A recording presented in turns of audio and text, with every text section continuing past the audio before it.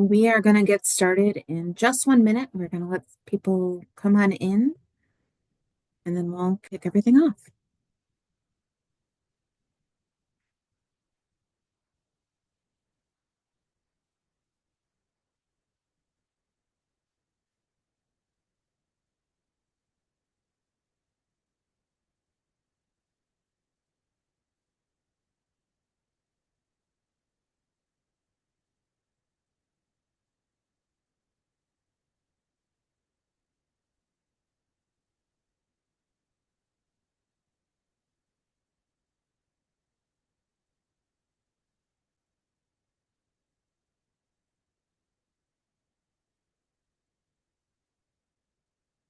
Hello, everyone. Thank you so much for attending today. I am Beth Gall. I am the Senior Director of Candidate and Member Engagement at the SOA, and I wanted to welcome you to the new Chair Vice Chair Training Webcast.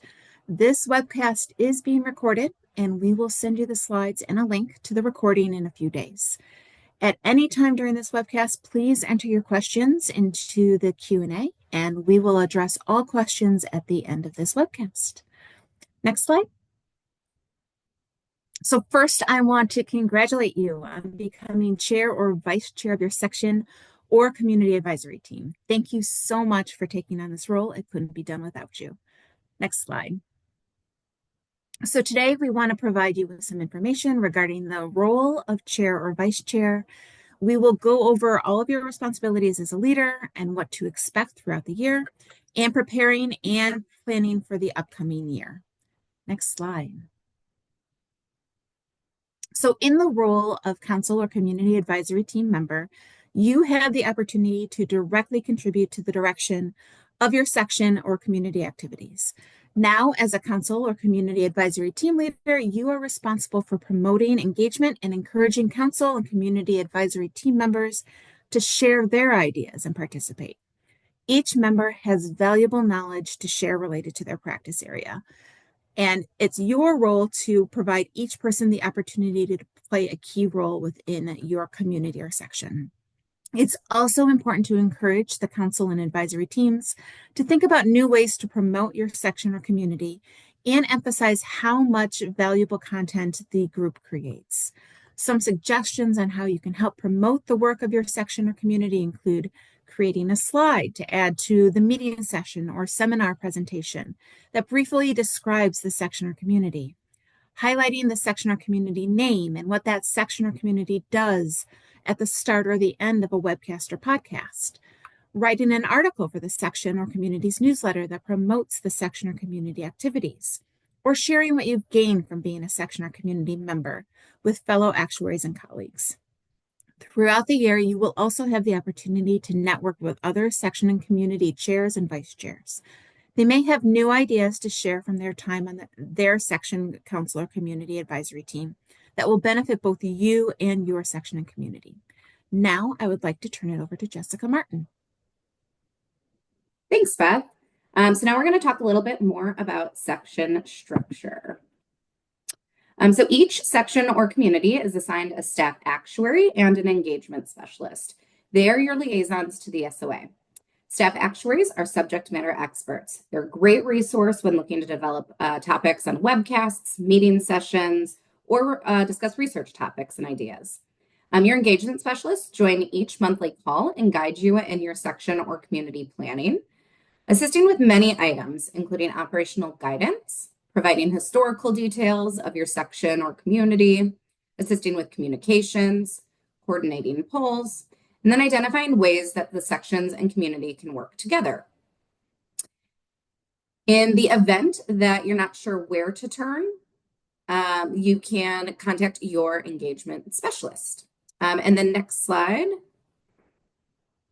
And one more, please.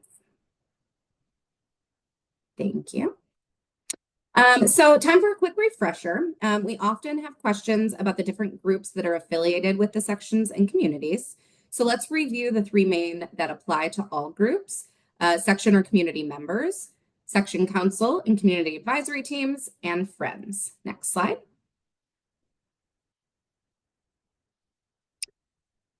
When we refer to the members, we are referring to the individuals who have opted to receive related content to that specific group. We do have 17 sections in one community, and one person may join as many groups as they'd like. Section members do not have to be members of the SOA. Anyone with an interest in that specific subject matter expert can join and participate. So yes, your neighbor across the street who is a data scientist, they can join. Your Aunt Eleanor, she can join as well. While the list of specific section members cannot be shared due to privacy reasons, we can share the number of members and some of the demographics such as location, gender, and primary area of practice. Next slide. You and the 9 to 12 people elected by their group members can make up the section council or community advisory team. You can create and develop activities and educational content for the broader membership, just as we just discussed. In most cases, you must be both an SOA member and a section or community member to be on the council or community advisory team. Council members are listed publicly online. Next slide. Friends are more engaged members that would like to learn more about the section or community and typically volunteer to help with projects. They're meant to serve as an extension of the council or advisory team, an additional volunteer pool that can help the council to fill open roles such as webcast moderators, meeting session or podcast speakers and coordinators, authors of articles, and much more. Friends are members of the section or community that they are working with, and are not listed publicly, and we maintain that list through the SOA. The main difference between the council and the friends is that friends are not elected and therefore cannot vote. Friends are also not expected to attend all calls, whereas council members are. Before we talk about monthly calls, we have a little poll. So if we could launch that first poll.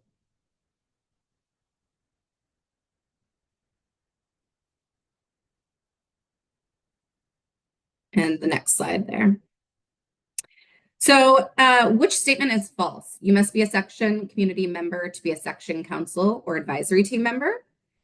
You must be a section council or community member to be a friend of the council, or you must be an SOA member to be a section or community member.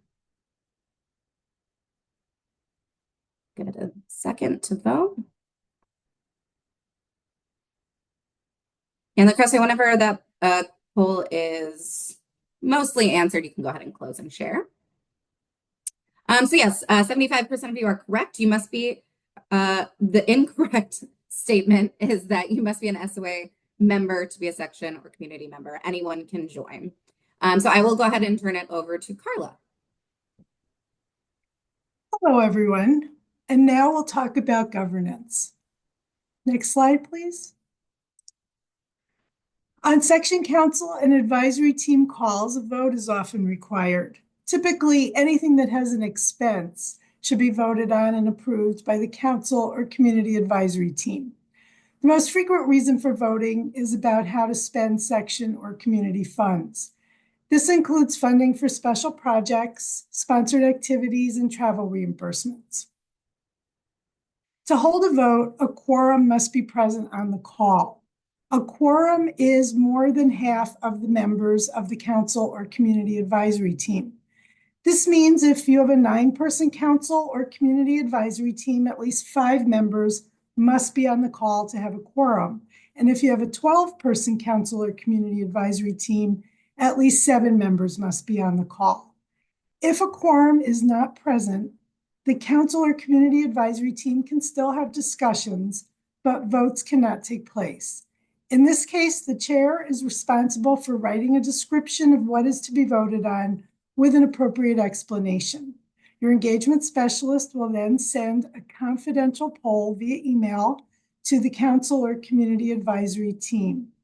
All council and advisory team members are expected to submit their vote. Next slide, please. Information about items such as quorum, officer duties, and vacancies can be found in the section bylaws. Bylaws were established when each section was first formed. The bylaws are rules that provide internal governance to the council. Next, we have another poll. please launch this one. This is a tough one. What is needed before a vote can take place? 1, good weather. 2, magic 8-ball. 3, quorum. And Lucrecia, when you see everybody's voted, please close the poll.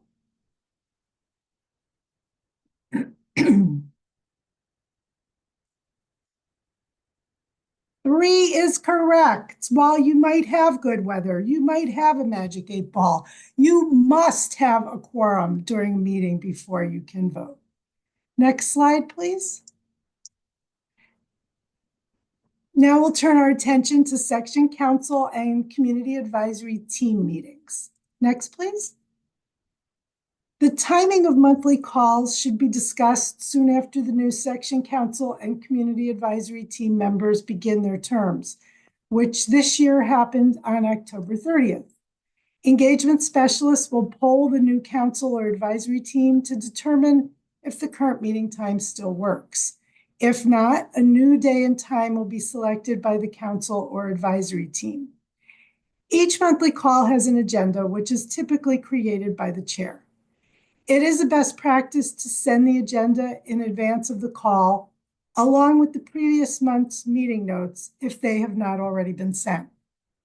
Please remember to ask your council or advisory team members for their input to the agenda and leave time for new ideas. The secretary is responsible for capturing notes.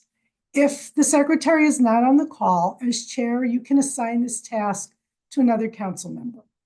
Alternatively, your engagement specialist can assist with recording the meeting so notes may be generated by the secretary or another council member. Engagement specialists do not create the agenda or take notes for the section council or community advisory team calls. This is done by a council or community advisory team member. Standard agenda topics include the following. A review of previous meeting notes. These do not require formal approval from the council. An SOA staff update from your engagement specialist. An update on the section or community's digital newsletter articles. An update on current meeting sessions, seminars, webcasts, and podcasts. And an update on research from the section research committee member. Some councils and community advisory teams find it helpful to circulate routine status updates ahead of the monthly meeting to allow as much time as possible to discuss new topics and ideas. Next slide, please. In addition to monthly calls, each section council and community advisory team is required to have at least one meeting to plan for the following year. In the past, these meetings were often in person. However, over the past few years, we've learned that virtual planning meetings can also be highly effective. Your council or community advisory team has the option to meet virtually at any time during the year. However, you are encouraged to schedule a planning meeting soon after your new council or community advisory team members have joined. Planning meetings for 2025 should be scheduled by the end of December and completed no later than the end of January. The meeting should offer enough time to complete any necessary discussions. 3 hours seems to be the maximum length for a virtual session before having a substantial break. Councils can schedule 2 sessions in one day or split the planning session over multiple days with time in between to allow members a chance to think through the topics and come to the second session with new perspectives. Of course, you'll need to find a schedule that works best for your group. Some key topics added to a planning meeting typically include the following. So on the agenda, you might have identifying positions that have not been filled. Projects that don't have a champion often don't get completed. You can discuss the number of webcasts the section or community will produce during the year, as well as the appropriate timing for these. Try to get these on the schedule as far ahead of time as possible. Available webcast dates tend to be very limited in the fourth quarter, if not planned earlier. Discuss the topics the section or community will focus on during the year and in what format. For example, if the topic is machine learning, determine if the information would best be presented in a webcast, a meeting session, an article, or a podcast, or in any combination of those. Discuss research topics that would be valuable to the broader section or community membership. Discuss volunteer expectations, including the volunteer agreement. All SOA volunteers are required to sign SOA's volunteer agreement, which includes such items as volunteer conduct, confidentiality, conflict of interest, volunteer contributions, and antitrust, to protect all volunteers and the organization. While there are many other topics that can be discussed, keep in mind that time goes by quickly. The planning meeting should focus on annual planning and not on items covered in a typical monthly call. As we continue to move toward the full evolution to the community model, we will also require a community planning meeting in the summer of 2025. This planning meeting will be essential for you and your peers to build relationships, determine subgroup structures, and identify commonalities. Next slide, please.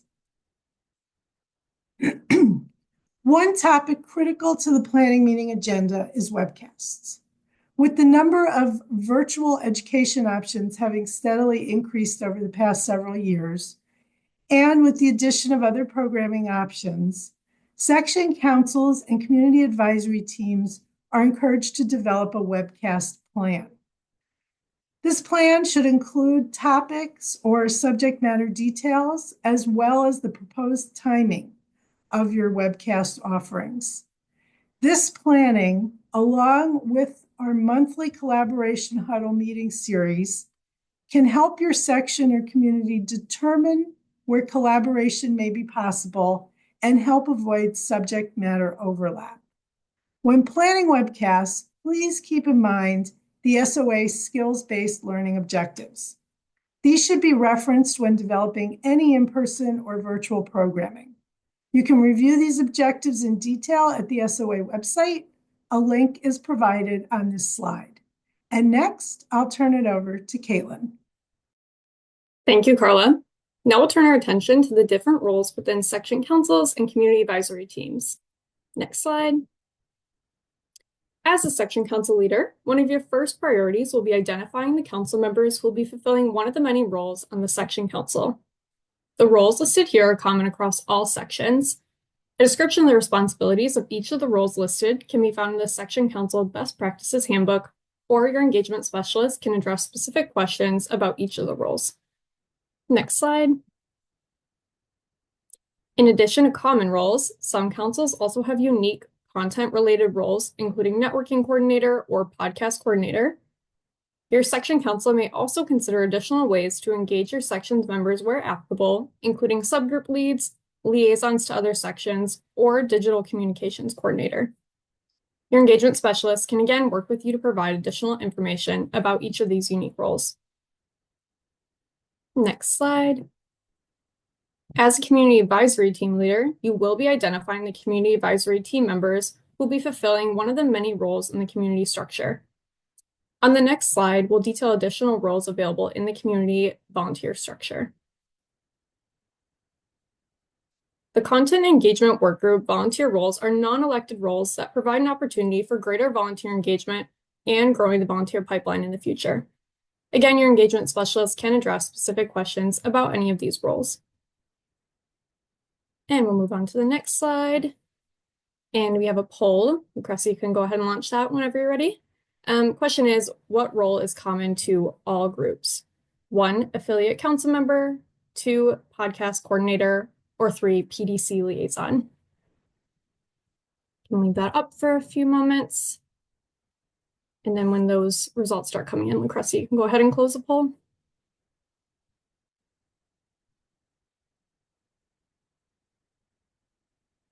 All right, the answer for this is 3, the PDC liaison. PDC liaison is a required role for all section councils to have a member a part of. And we'll go on to the next slide. We'll be discussing guidelines in the next 2 slides. We can go on. Section communities are part of the SOA and as such cannot enter into any contract or external partnership without SOA approval. Your section community is similar to a sub of a company. Therefore, SOA assumes all liability for contracts and partnerships. All contracts and partnerships with an outside organization must be reviewed by SOA legal team. Section communities are encouraged to partner together to support a variety of events, including networking at SOA major meetings, webcast, and research projects. The Council Community Advisory Team, who submits a proposal to another group, must provide information about the event, justification for the request of additional funding, and the anticipated financial responsibility for each section or community. This is specifically important as we move towards the community model.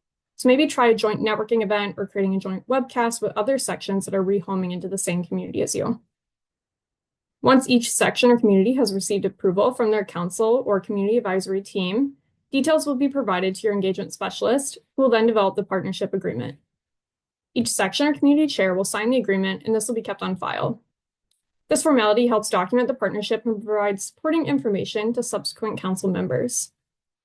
And here are some points to keep in mind when entering into a partnership with another section. Make sure each section or community makes a substantial contribution.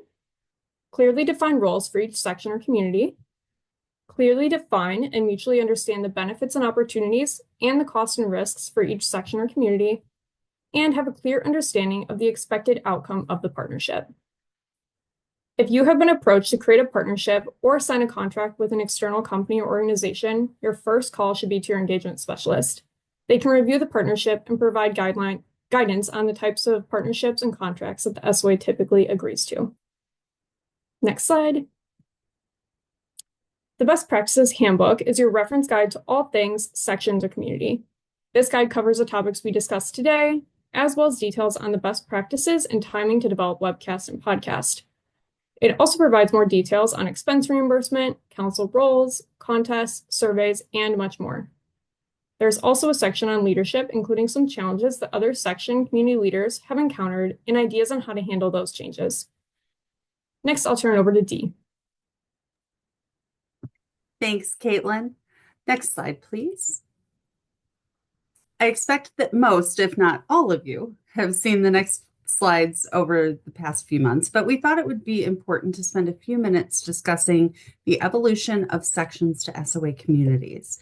The case for change was originally presented in 2020 due to declining section membership despite the growth of SOA's membership. Although there's been an increase in section members with the removal of section dues, we still have a need to engage younger and international members. Next slide. As you know, in June, the SOA board approved the evolution from sections to communities. Staff held 2 town halls for section council leaders and candidates in early July, as well as attended each section council call following the announcement. We'll be keeping what's great about sections, including content production such as articles, webcasts, meeting sessions, etc., and enhancing or expanding those areas, as well as adding new opportunities for involvement and positioning yourself and your members as thought leaders. This new model allows for greater inclusivity and appeal to a younger generation of actuaries and international members who are looking for new ways to get involved. It will also promote growth through access to a larger volunteer pool and new non-elected leadership opportunities. Next slide.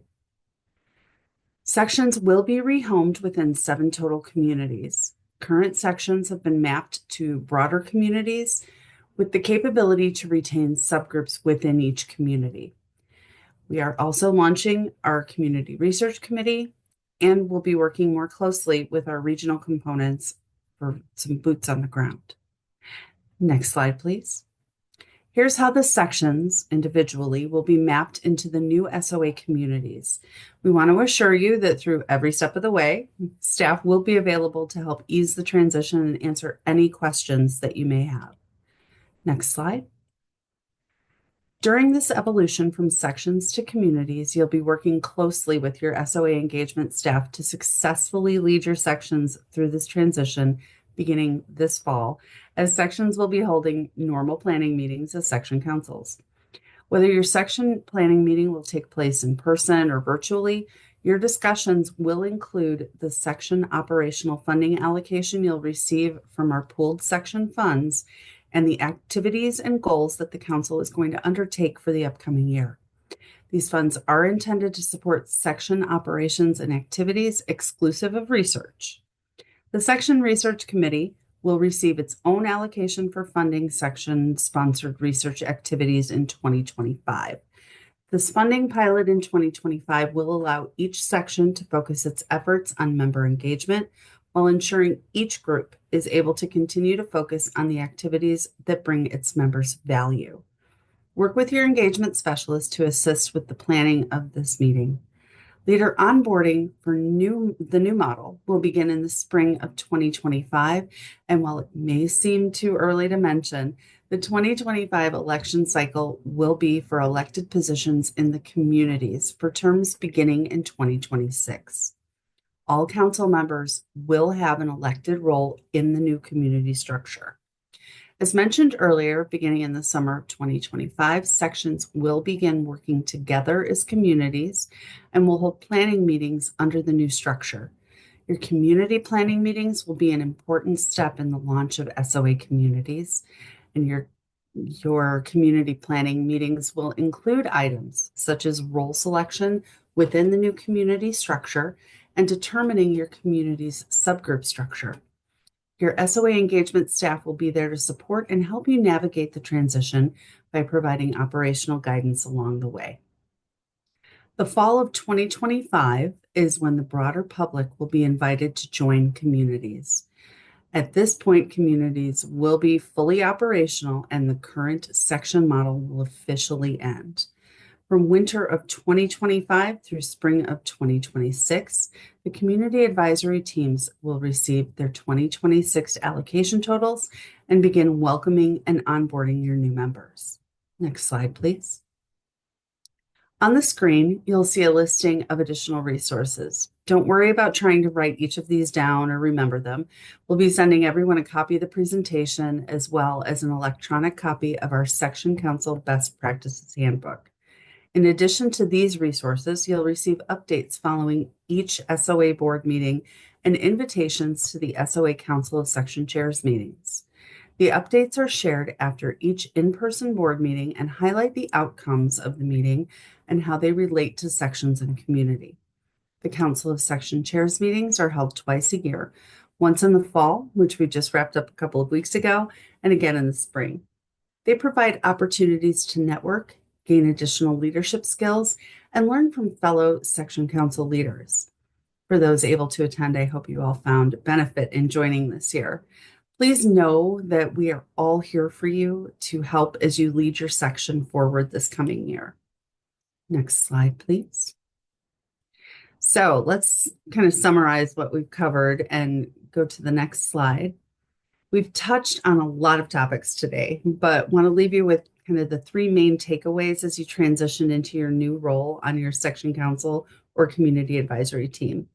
If you haven't already done so, schedule your planning meetings as soon as possible. Your section council or community advisory team can't meet its goals until they're established. Fill the roles on your section council or community advisory team. Let new section council or community advisory team members learn from more seasoned volunteers. And lastly, you are not alone. We appreciate your time and your efforts as volunteers, and we want to remind you that there are resources available to help. Your engagement specialists are eager to help your councils or community advisory teams fulfill their goals, whether that's connecting your section or section council or community advisory teams with other groups, or helping identify additional resources for you. We're all here to help make your experience as a section council or community advisory team chair or vice chair a rewarding endeavor. Next slide. We'd like to open the floor for questions, so please make sure that you are putting those in the Q&A box. And it looks like we've already got one. There's a question about whether or not anyone can join a community in the future model. And the answer to that is a resounding yes.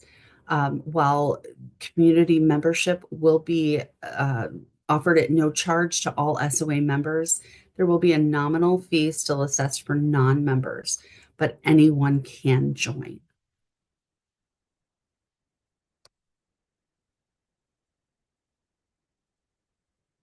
Give you all a couple more minutes to get questions in.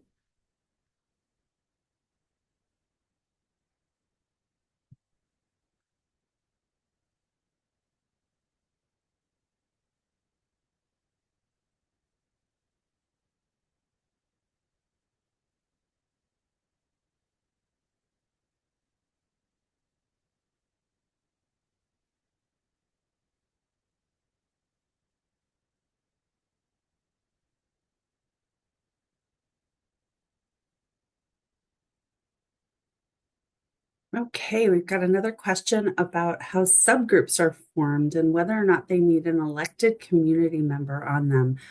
That is a great question, actually, and it's pretty easy to answer. No, you don't need an elected member within a subgroup. We do, however, ask that our subgroups report back to the overall community advisory team.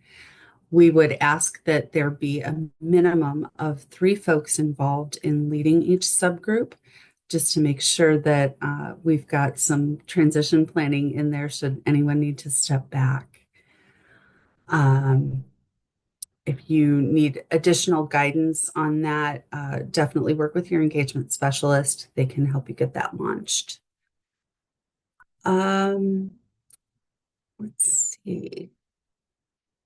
Any non-SOA member discounts for students for joining communities? I'm guessing that question is. No, there would not be a discounted structure for non-SOA members to join communities. We do, of course, have our wonderful affiliate membership program, which Beth, if you are still on, if you wanted to talk about that at all.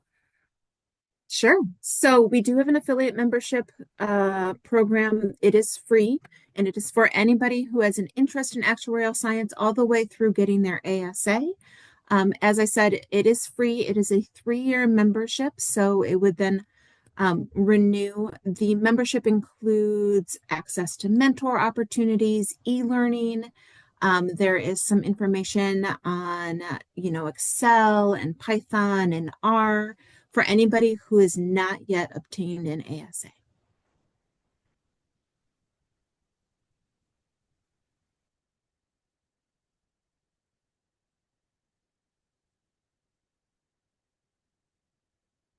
All right. Well, not seeing any additional questions, I wanted to thank everyone for joining us today and taking a little bit of time.